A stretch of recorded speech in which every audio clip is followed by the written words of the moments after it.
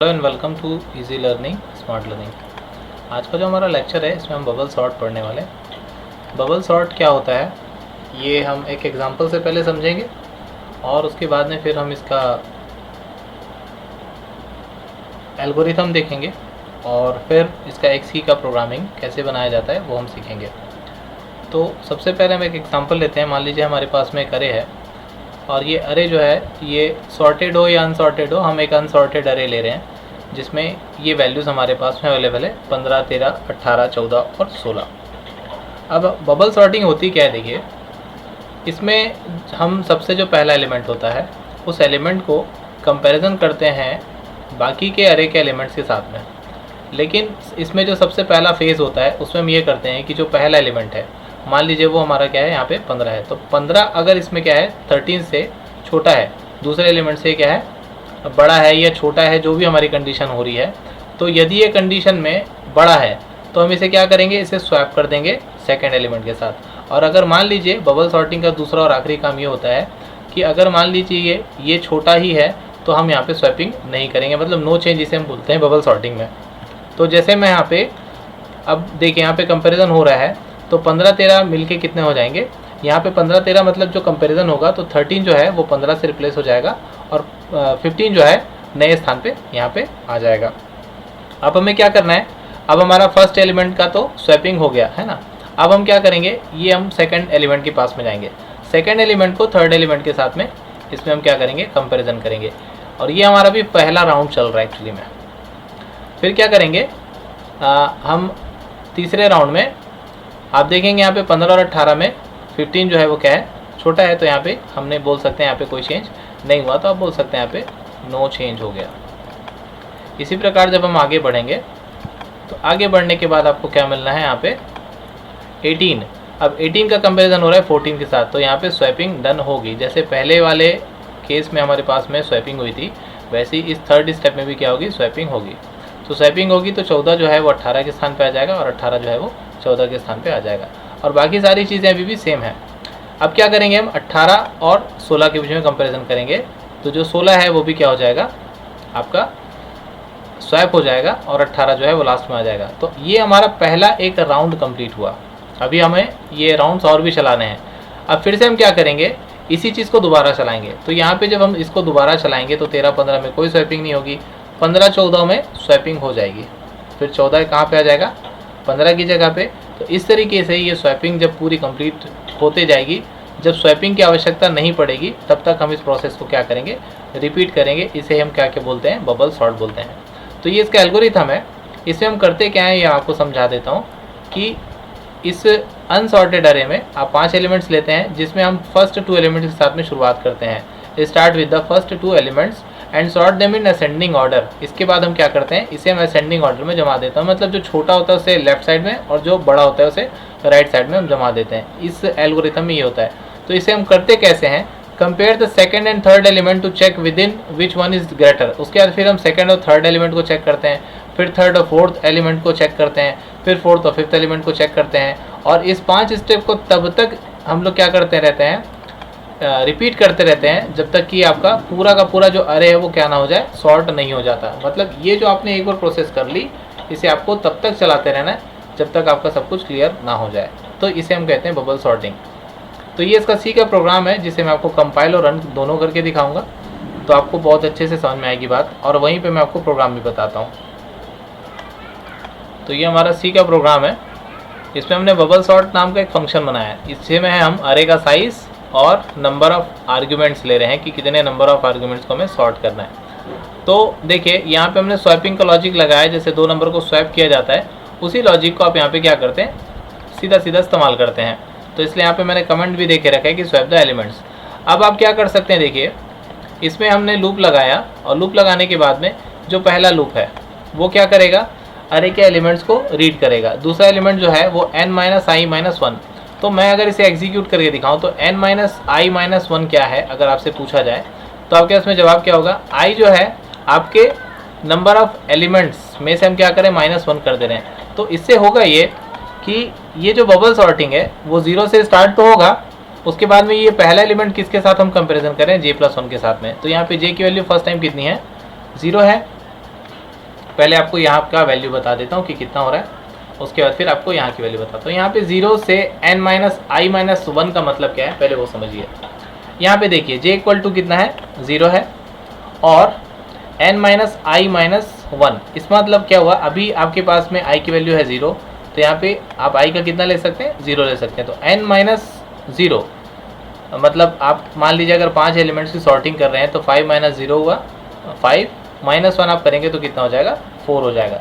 तो इसका मतलब ये है कि ये जो लूप है आपका j का, ये कितनी बार चलेगा, 4 टाइम्स चलेगा, क्योंकि हम यहाँ पे क्या दे रहे हैं, 0 से n माइनस आई माइनस 1।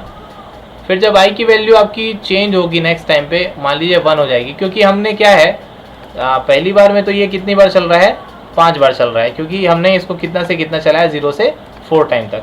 लेकिन जब आप क्या करेंगे, इसे i की वैल्यू जब आपकी हो जाएगी 1, ओके, तो i की वैल्यू जब 1 हो जाएगी तो ये जो लूप है ये कितनी बार चलेगा, केवल 3 बार ही चलेगा। और ऐसा इसलिए क्योंकि आपने डायग्राम में देखा होगा, जब हम एक बार स्वैपिंग कर लेते हैं तो मैं फिर से उसी काम को दोबारा करने की ज़रूरत थोड़ी ना है। तो इसलिए हम क्या कर रहे हैं, n माइनस आई माइनस 1 वाला जो लॉजिक लगा है इस प्रोग्राम में, उसको लगाने की सिर्फ यही एक वजह है कि यहाँ पे हम n माइनस 1 ये जो काम है सिर्फ इसीलिए कर रहे हैं कि एक बार ये 4 होगा, फिर कितना होगा, 3 होगा, फिर कितना होगा, 2 होगा, फिर 1 होगा, क्योंकि हर बार हमको कौन से एलिमेंट से चालू करना है, आगे बढ़ते जाना है। जैसा कि आप इस डायग्राम में देख सकते हैं, हम क्या कर रहे हैं, स्वैपिंग जो है हर बार आगे कर रहे हैं। अब अगर नो चेंज होता है, वो उसकी कंडीशन कब होगी, जबकि पहला आपका एलिमेंट जो है वो छोटा होना चाहिए और दूसरा जो एलिमेंट है वो क्या होना चाहिए, बड़ा होना चाहिए, तब क्या होगी, स्वैपिंग नहीं होगी। अब ये चीज़ आगे आएगी, तो इसे हम प्रोग्राम में आगे देखते हैं। तो ये आपका जो प्रोग्राम है इसमें हम क्या कर रहे हैं, अब चेक कर रहे हैं कि j जो है वो अगले एलिमेंट से क्या है, बड़ा है, तो हम क्या कर देंगे, स्वैप कर देंगे। तो जाहिर सी बात है, ये अगर मान लीजिए कंडीशन फॉल्स होती है, j जो है j+1 मतलब आपका जो अरे का एलिमेंट मान लीजिए कितना है, फर्स्ट एलिमेंट आपका था 13 और इसका कंपेरिजन हम कर रहे हैं किससे, 15 से, तो ये कंडीशन ट्रू होगी क्योंकि ये j की वैल्यू है और ये j+1 की वैल्यू है।